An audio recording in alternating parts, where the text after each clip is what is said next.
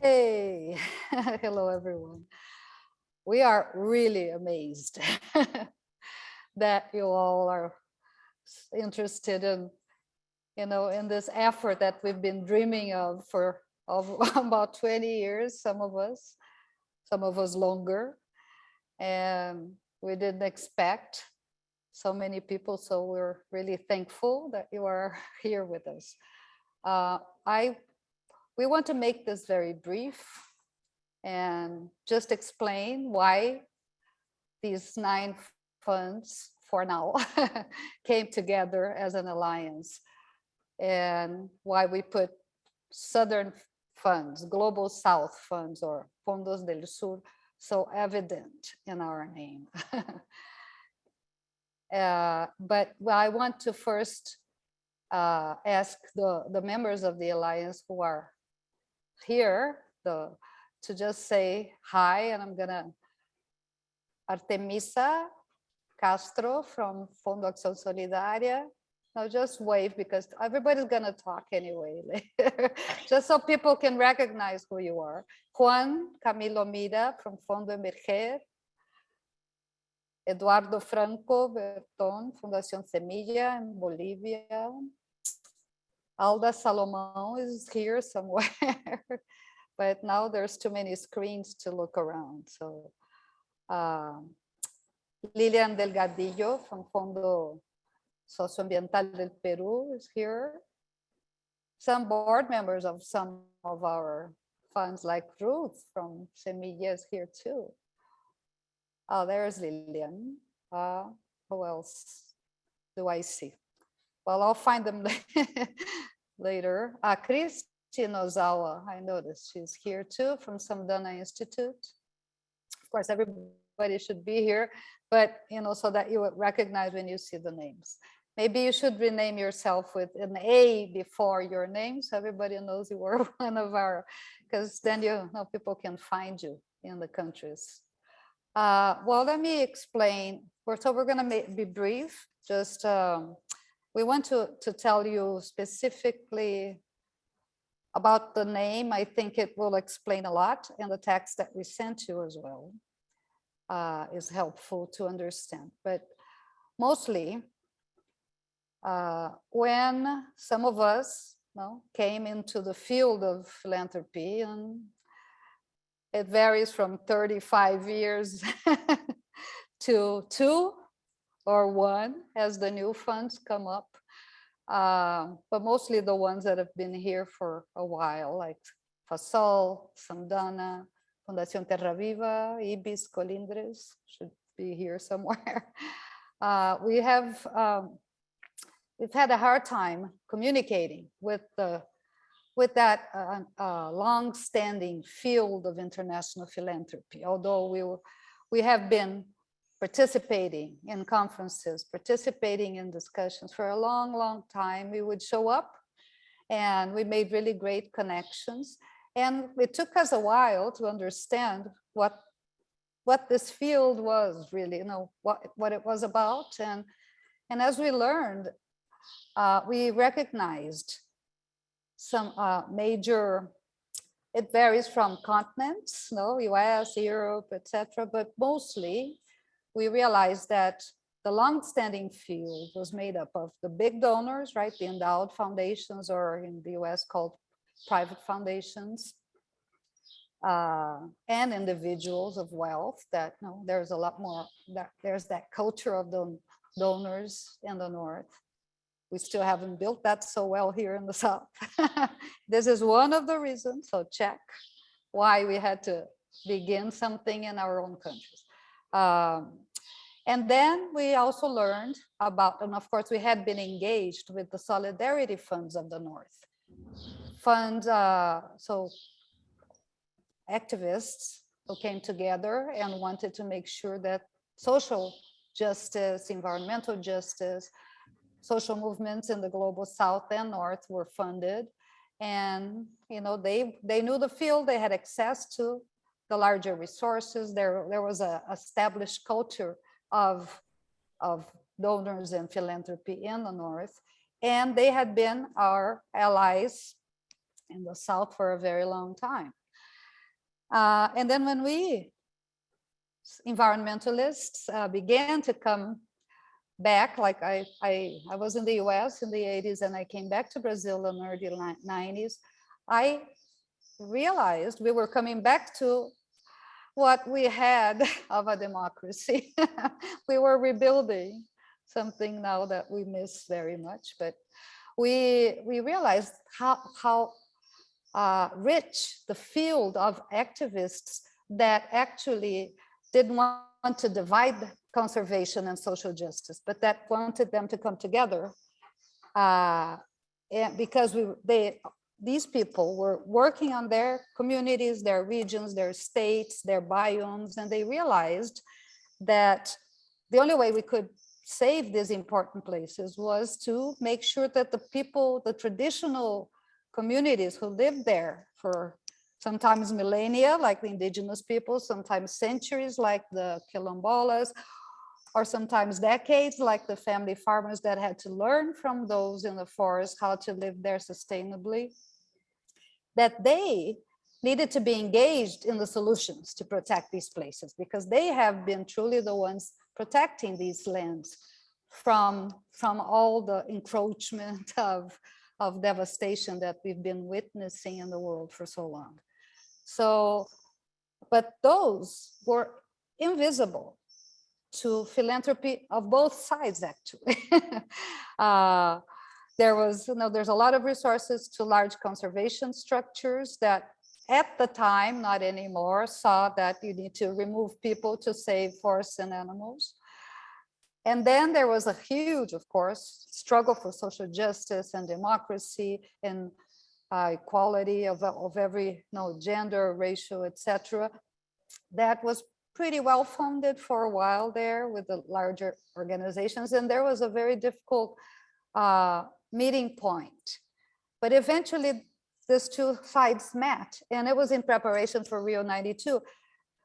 And then the concept of socio-environmental came about, because it became more and more clear to everyone that without the people who are the most vulnerable, the most excluded and disenfranchised in society, but the ones who are truly putting their lives on the line to protect these important places, there was no way to protect these places without them being protagonists, without them being engaged, being resourced to do that, so that they can offer their own solutions and execute their solutions. So actually, literally putting resources in their hands in a careful way, so that they could learn and they could engage and they could eventually mobilize more other resources, or just improve their livelihood so that they wouldn't even need philanthropic investments anymore. So this was a universe that was completely outside of what we had learned of the philanthropic field. And we realized that if we didn't come together as activists of our own fields and movements and organize the system to make resources get to these communities, it would never happen, and we would never see the protection of these places that we wanted to see. So it was like, okay, if we don't do it, it's not going to work. It's not going to happen, because it's not possible, right? It's not possible, no matter how open and flexible you are coming from another part of the world into a space, into a system that's established within a culture and society, that you can't really do it from the outside. So we said, okay, we have to learn about this. And we came together, and many of us began to learn how to do it, how to talk to the universe of philanthropy, and how to bridge resources to this enormous layer of society that doesn't even know we exist. They would never ask. So whatever systems we knew of philanthropy would never work, because they would never come to us. We had to go to them. So through that, to do that, we needed to increase and improve our networks of trust. We needed to branch out, and we needed to scale out. So we've been doing this for 20 years, some of us, and eventually as well, we learned that CASA came about, so I have to talk about more properly talk about ourselves. But we also were working in a region of the world like South America that has biomes that are cross-border biomes. You can't not say you're going to save the Brazilian Amazon. It doesn't work like that. Nature doesn't work like that. There are 9 countries involved. You cannot say you're going to save this side of the river, right? So we needed to look systemically at the full biomes of South America. Pantanal, the wetland region, is 5 countries. So we became a regional fund because we were working through our networks. But at some point, we realized we were too lonely, and we can never do it. No one can do it alone.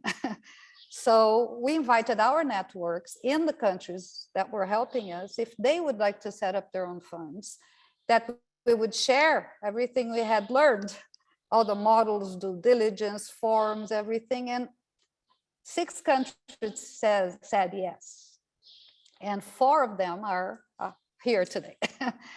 And then another one, Mozambique, because we met and they were looking for a model of socio-environmental fund in their country, and Aldo's here now. So somehow our the activists in the world are realizing that we need to mobilize resources ourselves in our countries, put our expertise at work, help bigger donors that want to protect these places to actually reach these communities. And so this is one of our messages, and the other is we want to invite other activists in other global South countries where philanthropy doesn't exist, or it's nascent like here, and we have a lot of work to do. We need to mobilize our own resources, and we need to push our own societies to eventually invest in the same things that you all, the world is already investing as our partners. So this is mostly our message. Socio-environmental, I explained, in Global South. And it's not because we want to compete, it's just because we want to be understood as a new player in this wider field, that we have a lot to offer, all of the universe of philanthropy. And our own is because we want to also have the message from inside out that we need to push our societies to understand that you need to resource. It's not going to be through anybody that a community is going to learn how to be self-sufficient and how to manage resources so they can expand whatever future they want to have. It's by having them having the tools in their hands and learning, and that's how we all have been doing. So I hope I kind of used just those minutes I had, but and please, just before I pass it on, I want to have some of the Artemisa and Christy and Eduardo will, complement from their parts of the world and experience anything that I left out. But because we're going to make this a short meeting, I'm going to invite you to put your questions, if you have, or doubts or whatever, on the chat. And that after the breakout, we will have time to work through them and answer everything. So Artemisa, do you want to start? Thank you so much, Amalia. Hi, everyone. I'm really happy to be here. This is a great day for all of us. Not only for all of us that are part of these new alliance, but for all of us that are here joining this meeting. We're very excited. I am very excited, in fact. Yes, I just wanted to share with you a few things about FASOL. FASOL is Fondo Acción Solidaria. It's a social environmental justice fund in Mexico. We've been here for 15 years, almost 15 years already. And it was formed by activists working very close to the grassroots and to the communities that Amalia was mentioning. I mean, these people that are in the front line, really working to preserve, to protect their resources and their territories. We are the only social environmental fund in Mexico.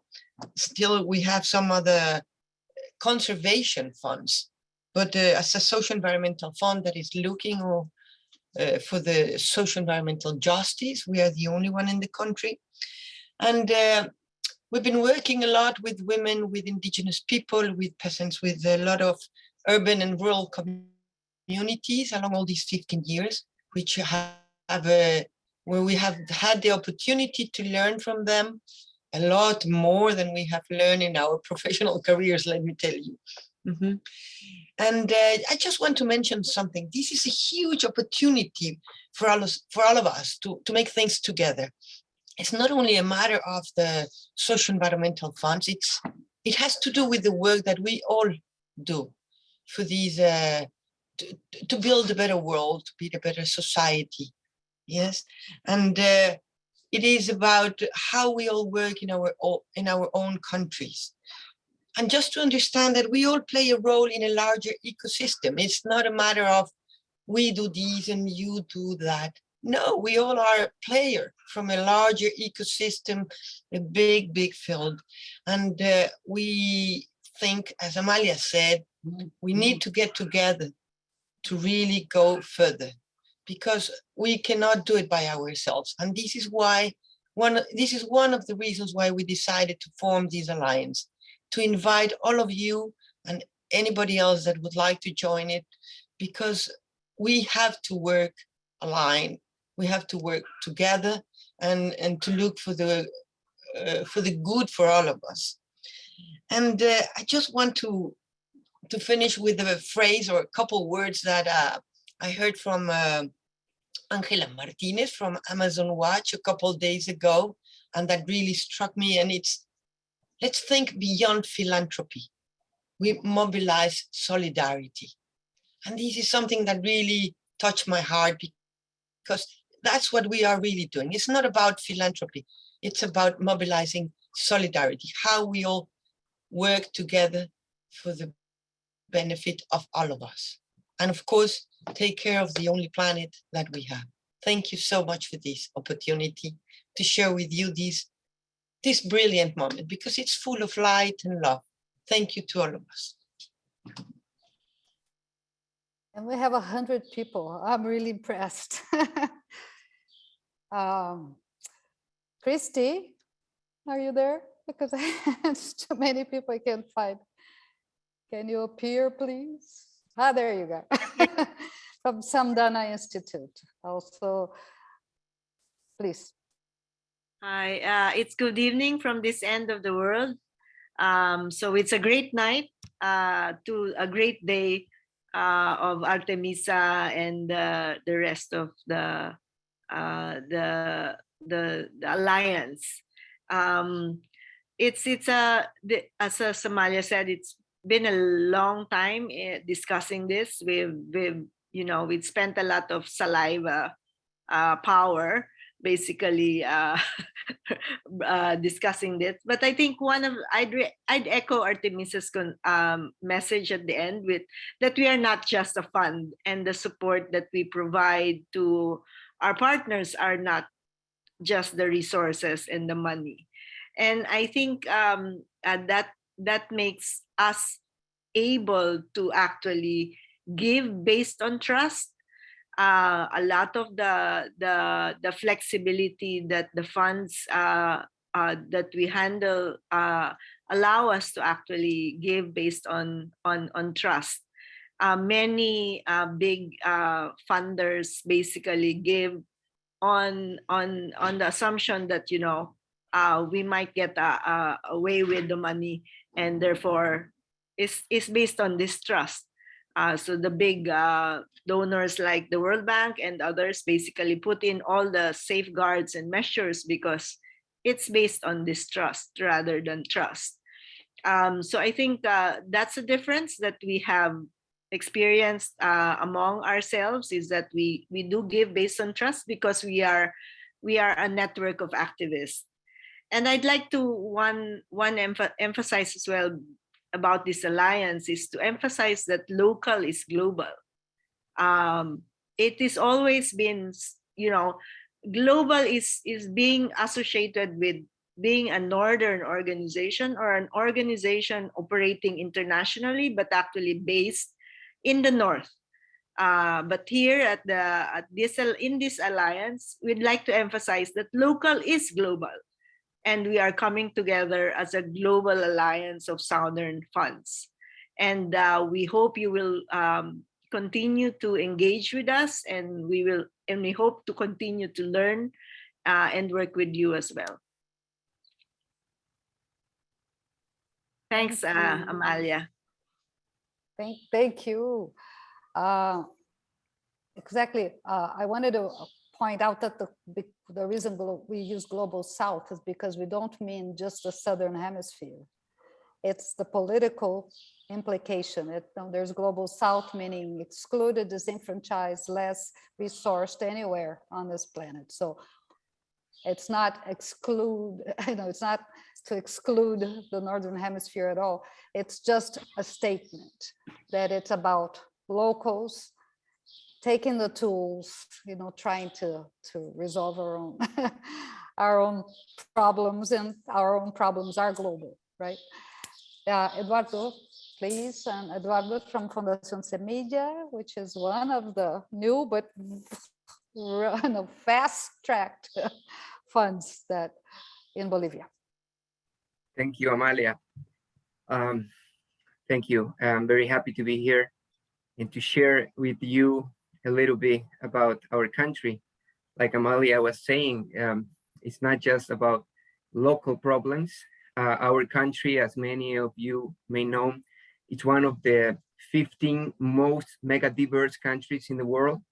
We are very privileged to have a variety of ecosystems and a very important ethnic and sociocultural diversity. We have 36 indigenous peoples in our country, inhabiting territories that we share with other countries and have a global importance, like the Andes, the Amazon rainforest, the Great American Chaco, the Chiquitano. We share all these ecosystems with many South American countries. But as many of our Latin American neighbors, we have serious environmental impacts.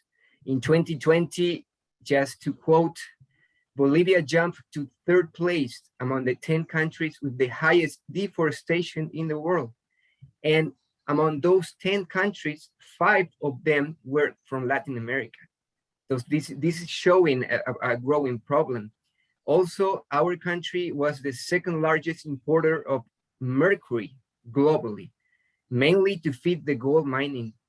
And these are just a couple of numbers that reflect that our national economy has an alarming dependence based on extractivism of natural resources.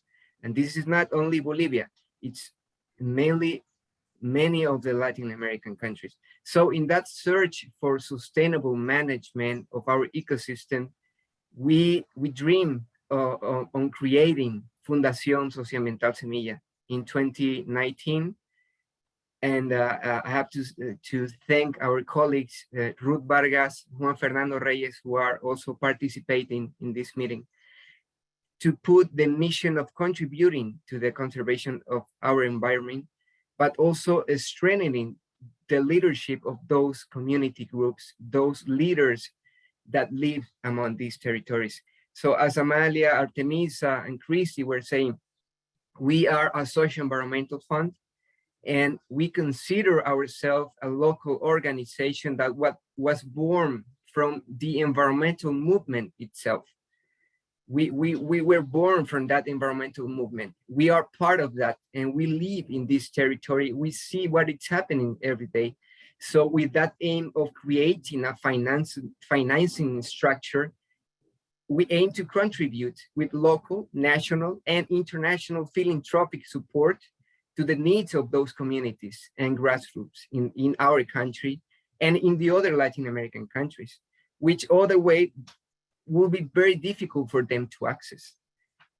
In our short life as a socio-environmental fund, it's only our 2nd year, we have supported so far 24 community groups, small and medium associations in our country, enabling them to find these local solutions to the main challenge of their territories.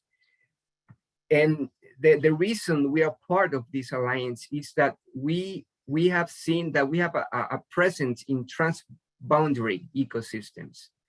Like I mentioned, we are a very biodiverse country, and we saw important to establish this alliance with the other socio-environmental funds from the region, but also from other parts of the global south. It's our existence, I will say, it's based on a profound vision and understanding of these local cultures, being capable of reaching them effectively, timely, and systematically. So this, we call this a social acupuncture, to be able to stimulate many solutions from the roots so that they can promote the protection of the territories. So it's just a few examples of our short experience, but why we believe in this, in being part of this alliance. Thank you, Amalia, Artemisa, Christy. Thank you, Eduardo. Well, a very important part of, of our existence is because we have partners, of course, who believed in us from the dream of actually setting up a local fund well many years ago. And just about everybody who was there in the beginning is here today. But of course, we couldn't invite everybody to speak. So we are I think before I invite Traci Romine from Mott Foundation to talk from her perspective and the institution, why they have been, why they backed in this idea, because literally there were 3 organizations right when we had this thought. We had a fund in Brazil in the 90s that had to close, and we did want to stop. That was funding grassroots groups. The founders of CASA were the first grantees of this early year fund from Fundação Francisco. So we actually learned how to do, because we were the recipients, and then we were advising it. And so there's a lot of organic thinking from the ground up, why we set up systems like this that can respond.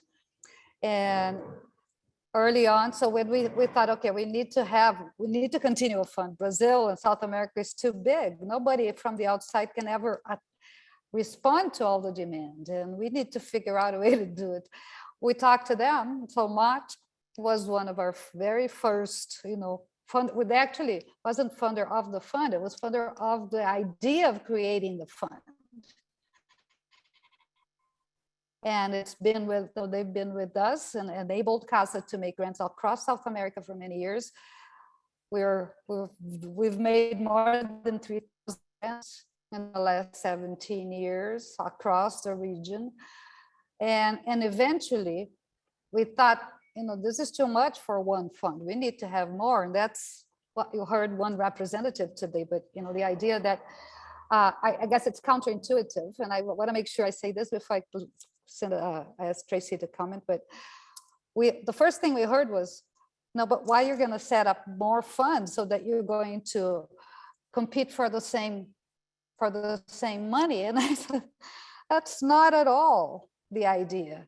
One, because we are setting up we're seeds in philanthropy, in building philanthropy inside our countries. And all of our countries have resources, but they need to be built and mobilized. So, and besides, together, we can mobilize more resources than we can do alone.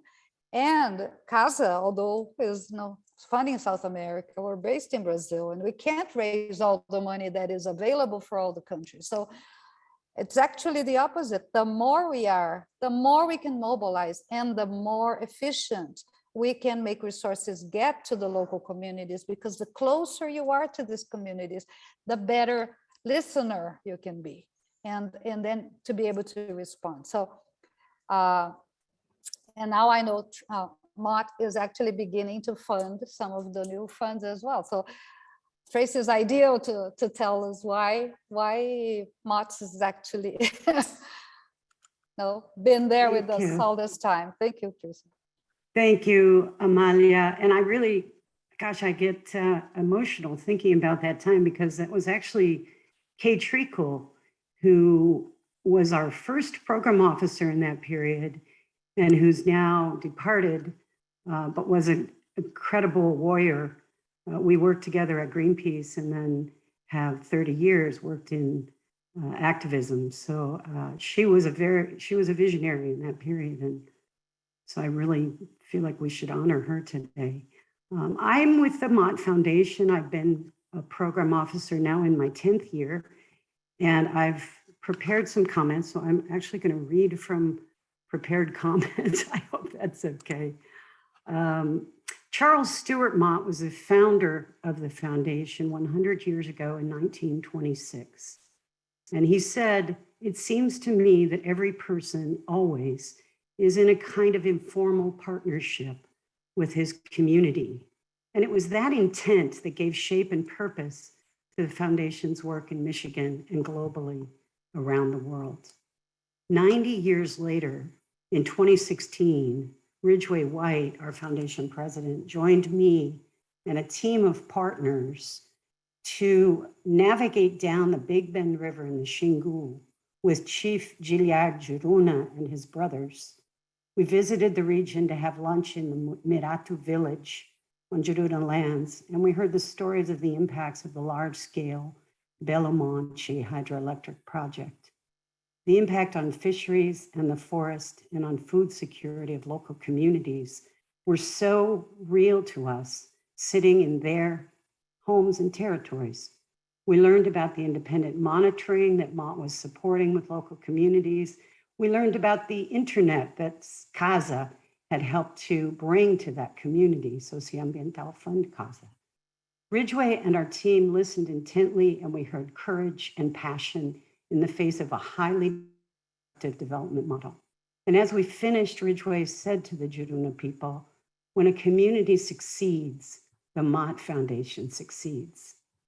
Strategic small granting, such as the focus of the Alianza Fondos del Sur coming together today, are critical, not just for the Mott Foundation, but they should be critical for all large foundations, international and national non-governmental organizations, and all the work we do to shape public policy.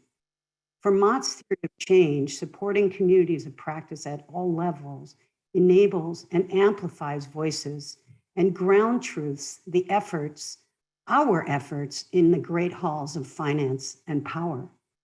One example of this is the strategic work that has been done by CASA and other organizations to build the Madeira Vivo, the Xingu Vivo, and the Tapajós Vivo movements to amplify the social and environmental impacts of large-scale hydroelectric finance and development. These strategic grants catalyzed leaders and local organizations to share lessons learned and cooperate to develop, demand, and strengthen their rights to self-determination, free prior informed consent, and to effectively be guardians of their beautiful places. New trends, such as increased development of natural gas electricity models in the global south, fossil fuel exploitation in sensitive ecosystems, these are all major challenges we face. And it will be the catalytic allied model that is being founded today that will help us step on the gas and save not only our planet, but also our climate. As a large Northern foundation with 200 million grant making, it's not possible for Mott to do all this small granting that's so critical. This is true for many large private foundations. And for this reason, we rely on and have funded for more than 15 years a model of catalytic and strategic small grant making. It's a model that strengthens civil society in territories of high social and environmental conflict. It's a model that can face illegality where governance and the application of the rule of law are weak. It's an alliance that can encourage and build effective civic engagement and reduce violence. It's an alliance that will save lives, literally, and ensure policy advocacy is grounded in truth. As the Mott mission asserts, we envision a world in which each person's quality of life is connected to the well-being of the community, both locally and globally. Supporting this alliance is one of the important ways we can all be successful. So congratulations to all of the organizations that you're building and cooperating to expand this effort globally. Your success will mean success for all of us and for our living planet. So much.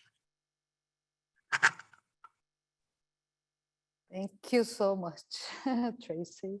You know, some of the early funders were Mott, Global Green Grants at both ends in the Netherlands. They've been there with us from the start. And I know I can't see everybody here, but I know they're here. And then since then, you know, it took us a very long time to explain what we were trying to do. It's not something simple. It's systemic, and we have to understand the macro to act in the micro and acupuncture.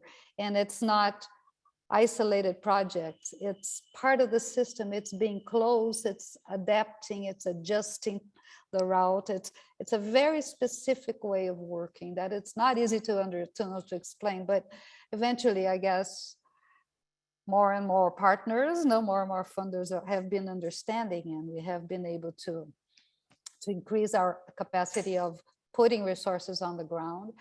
And in truth, we could put a lot more resources on the ground than the resources that we are able to mobilize. We have to do both sides of the of the work, but we're so glad that, you know, just being here today with all of you is a sign that the message is getting across, and that there is more interest, not only of funders in using this model and in partnering with us, but hopefully more activists in thinking of setting up similar things, similar structures.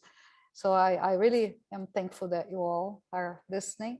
I know we kind of went over the time that we hoped, but we still have 15 minutes and we haven't seen many questions. So maybe what we could do is kind of go out in our, you know, quickly to meet each other and network and see who's here in the small groups.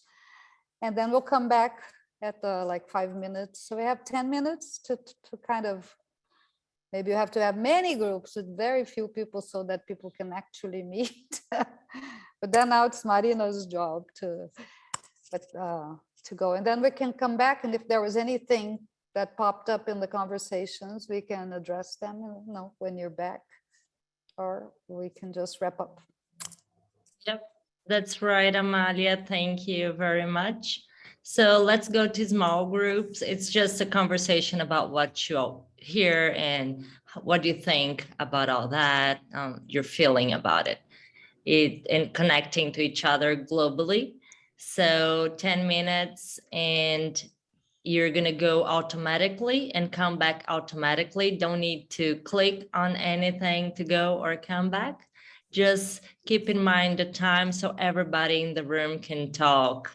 Normally somebody starts talking and then a few people don't talk much, but inspire people to have this conversation. Talk to you in a little bit. Hello, everyone. Welcome back. I hope you had some interesting connections and talks across the globe here. Amalia, how were the conversations in the group you were at?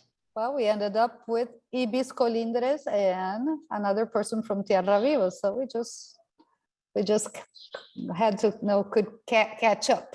Acá está Ibis, from one of our members. So that was nice. Anybody wants, well, I think that we have time for a few comments maybe. And for questions. Since we have no questions, yeah, maybe questions too, if you have any, but I guess we're gonna be on time. 1 second left. Oh, there's Laura. Hola, Laura. There's too many people to find. But thank you, John and Carol and Lillian. There are so many partners. This is really nice that We were all here. Any comments? Anybody wants to say something in the last few minutes? Maria Didiano, thank you for coming. Hey. Malia, there was, Sorry. Yeah. go ahead. Yeah, no, thank you so much for the event. And well, I know we are short of time, but it was 5 of us in the group from different parts of the world. And a few of us, we are very acquainted with Fundo Casa's way of working and so on. But we were curious to know more about like how this alliance is going to function and have more in-depth information about the other funds and see the ways we can, you know, directly collaborate and, you know, both understand how each fund is going to work, but also, you know, how, you know, why is the alliance there? So what's the collaboration that's going to go on in there? So perhaps it's a big question to ask, but I'm sure we're going Well, to that's actually good. You asked that yesterday, and I said I was going to mention. Well, the idea is that, you know, that we can together push the narrative of why our local funds are so crucial for this moment and for putting resources in the hands of the guardians of these important biomes in the planet. And we can do it. So it really, and then of course we have to mobilize to put resources on the ground. And it could be in many issues, in many cross-cutting, you know, approaches. So there's a lot of ways of doing it. And of course, if funders are funding a specific country where there is a local fund, you should talk to them and we can make sure that you connect. That's also how some of the funds are already funding them. Fundación Semilla, I think, has already 5 partners. And anyway, this is how it's working. If a funder has interest in a region, and we're already talking to some that have interest in the Amazon region and funding a few of us together to do a joint approach in making resources get to the grassroots across the borders, each one managing, you know, our own side of the border, but together strategically.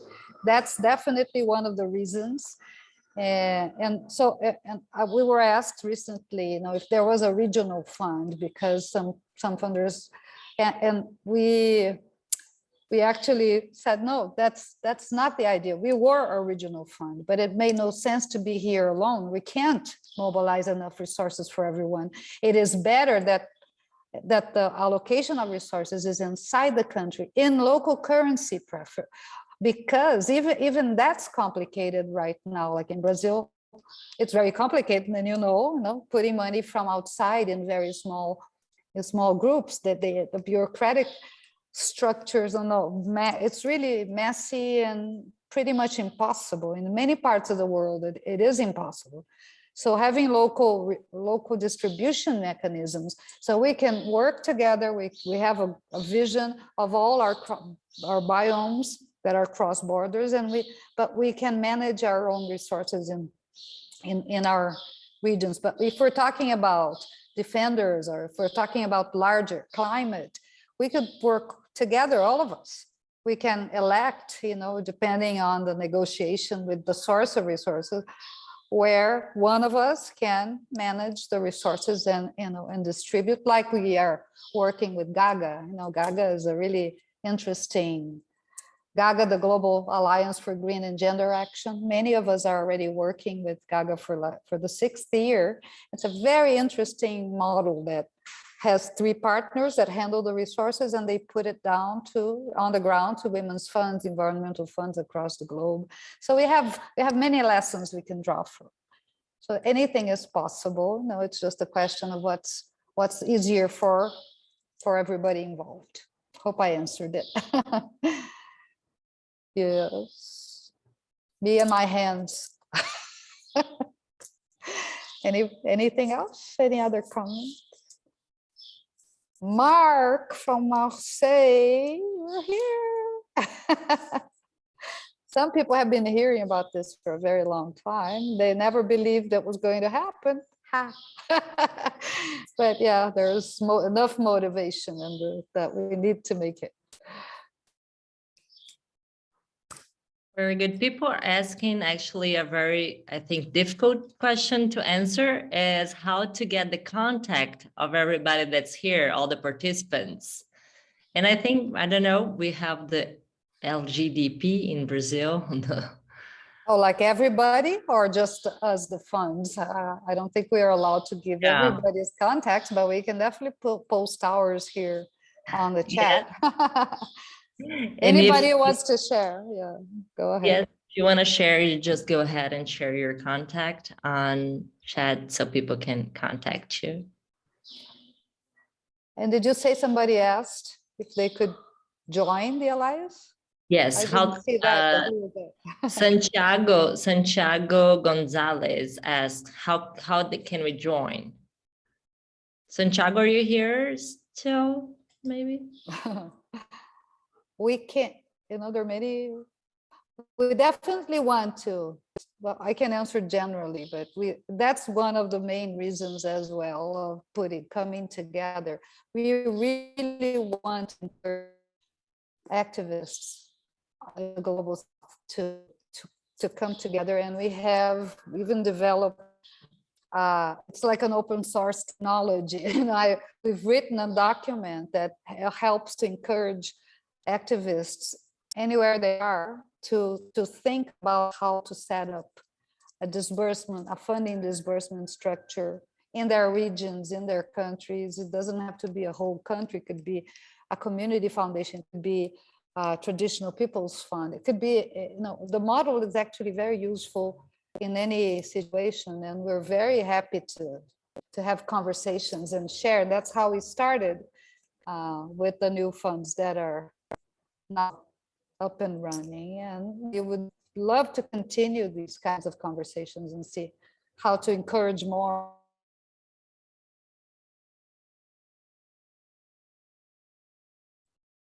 Amalia had some connection problem. Wow, but that was quick. I thought. Oh, that was really quick. Yeah, I'm here. Okay, anything else?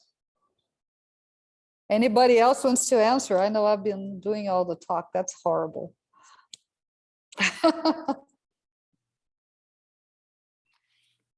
We're also, this is Christy from Sumdana. We're also incubating indigenous-led funds, at least for us in Sumdana Institute, where indigenous people, this is a women's fund, and this is based on the income that, not income, but the award that was received by Mama Aleta from the, from, I forgot where, but anyway. Goldman Prize. Yeah, the Goldman Prize. And she basically asked us to help set up a fund to develop a fellowship program for women leaders and young emerging women leaders. And so that's part of the work that that we do, is incubating even within the country where we operate another fund, as long as it is focused on and in the interest of the groups that actually we support. So this one is basically an indigenous led fund. And Amalia, Nicolas just asked on chat if the guidelines or criteria that you just mentioned, if they're written, if you have like in a written form that you could share. The guidelines, yes, I do. Yes, I will share. Yeah, we've prepared. Actually, we started with waking up in the morning and thinking, oh, we can't be alone doing this. We have to. So we took all our history and our experience and we put it together and we shared in Spanish with our network in the region, and that's where we started. And actually, it was Inter-American Foundation that made it possible for us to go to each country, have meetings with the local activists, and that's where these new funds were born. So, so yeah, and then now we have a translation of a more global aspect. I'll send it to you. And I'm sure everybody, others here too we're systematizing, because we really, and I think this is one of the purposes of this alliance as well, that we now actually can look at each model, the differences, and see where they adapt for each region. Mexico, they've been a national fund for a long time, and the new funds are national funds. CASA has been a regional fund, so it's a different aspect. So we can learn from each other, and we can systematize better, what has worked for us. And that's one of the reasons we want to come together, because I think there's a lot of really interesting ways that we can stimulate, others to consider a structure like this. Maria Amalia and Marina, can I say a few words? Hello. Yes, Nilo. Thank you. No, I just want to say that we are in the process of creating a fund here in Argentina at the grassroots level.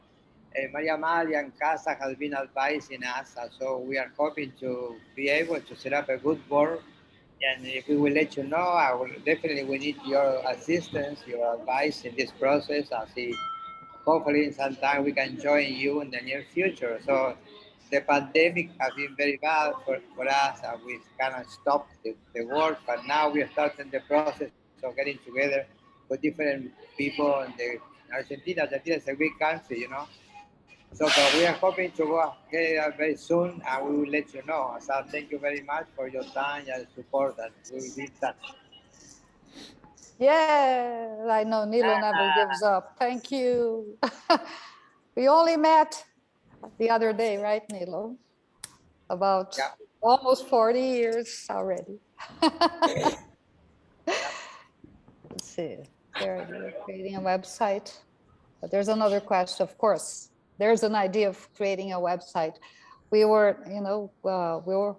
definitely going to organize everything. We were just wanted to make sure we told the story and set the show on the road this year, but then we'll come back next year and continue. And we need a lot of things, but the main thing we have, which is our willingness, and we have partners. I see Ana Maria here from Human Rights Funders Network. I saw Sophia from Edge Funders.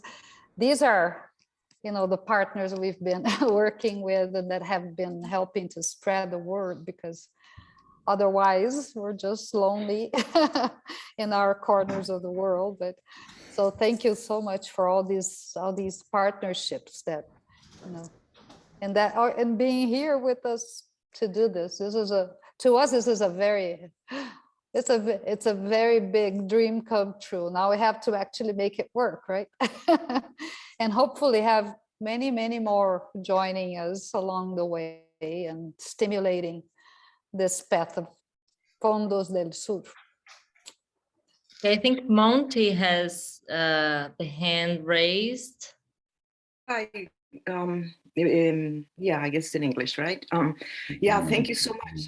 I'm Monty Aguirre with International Rivers, and I work primarily in Latin America.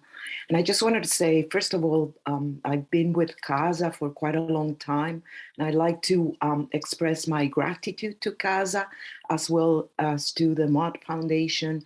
In just in one sentence, what it has meant to me, to us, to people, being able to provide some small grants, funds for communities on the ground. We've been able to together build a whole movement for protecting rivers, for stopping dam projects. And that is huge, huge. It's very significant. And that's only with very small amount of money. Of course, we will welcome, that community get more funds, but I just wanted to give you an idea, paint the picture as to what these funds can actually do, and the process is pretty simple, brief, anybody in a community can actually fill up the forms or get help with somebody else.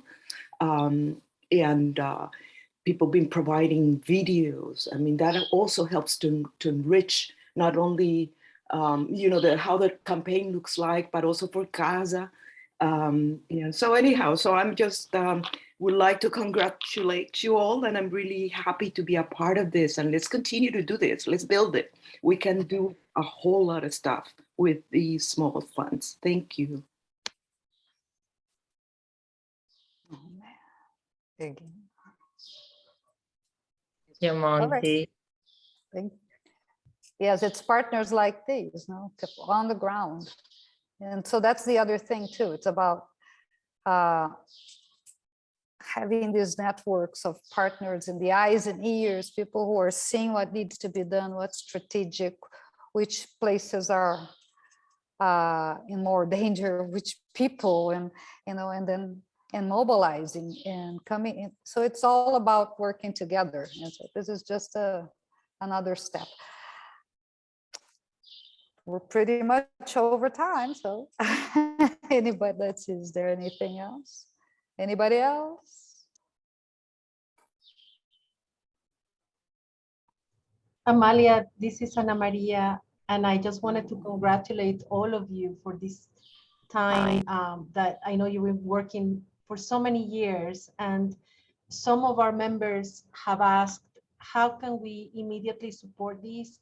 So I hear from you that this is in the making, and that the preference is to basically you're going to provide a list or of the funds so that people locate what makes sense for this initiative, so it can be support directly to the funds, or is it support to this alliance? And if you could say a little bit about how in the interim we can redirect. That's one. And the second is like, I want to thank you selfishly because you have as I said before, we are going.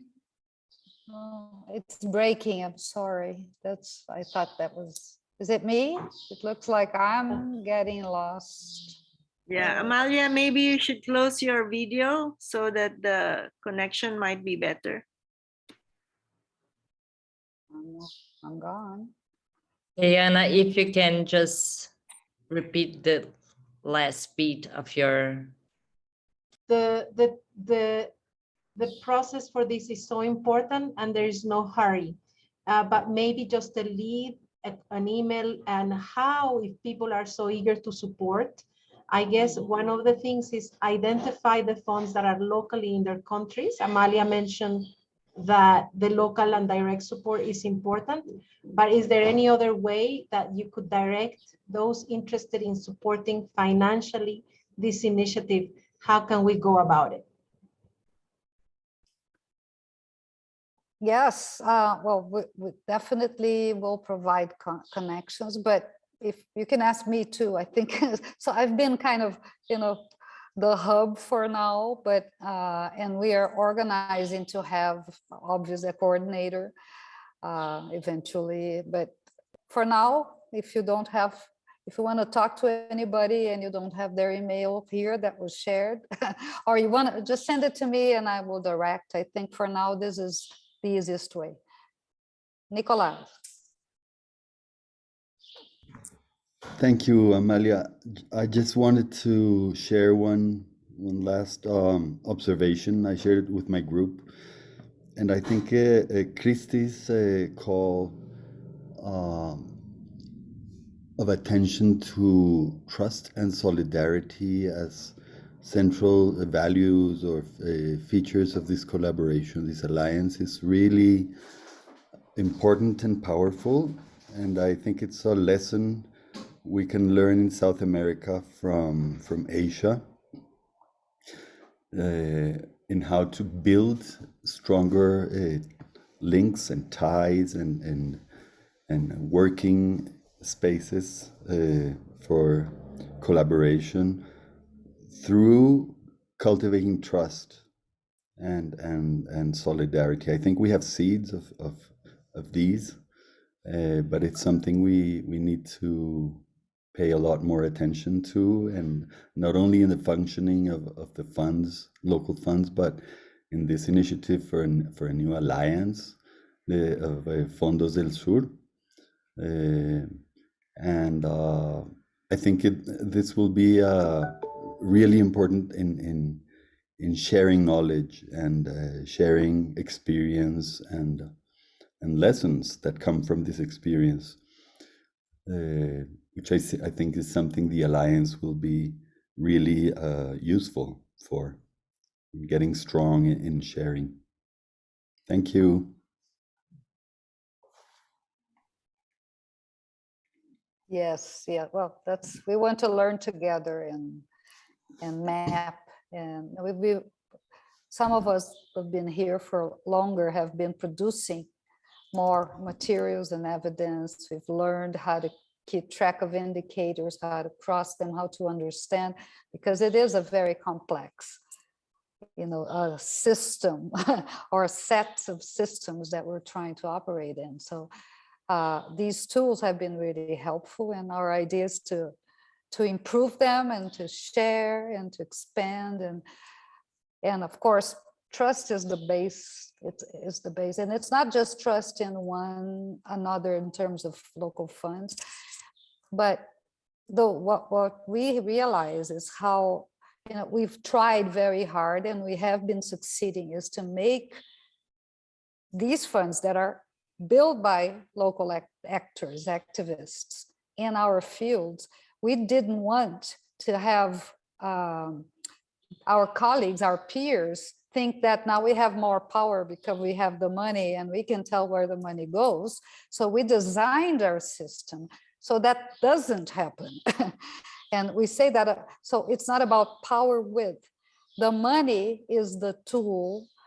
These communities are really resourceful. We have been mapping, and Artemisa is leading a whole vision about mapping what communities have and what little the impulse, the leverage of a little bit of funding, how small it is compared to the resources the communities already have.